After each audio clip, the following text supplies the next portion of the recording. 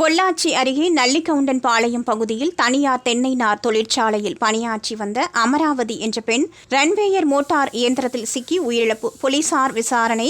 பொள்ளாச்சி அருகே உள்ள நல்லிக்கவுண்டன் பகுதியில் கோவையை சேர்ந்த பாலமுருகன் என்பவருக்கு சொந்தமான குமரன் பைப்பர்ஸ் என்ற பெயரில் தென்னை நார் தொழிற்சாலை இயங்கி வருகிறது. இதில் காளிப்பாளையம் கிராமத்தை சேர்ந்த 60 வயதான அமராவதி உள்ளிட்ட 4 பேர் வழக்கம் போல வேலை செய்து கொண்டிருந்தனர். ரன்வேயர் இயந்திரம் இயங்கிக் கொண்டிருந்த போது எதிர்பாராத விதமாக அந்த மோட்டார் இயந்திரத்தில் அமராவதியின் சேலை சிக்கி இழுத்து செல்லப்பட்டார்.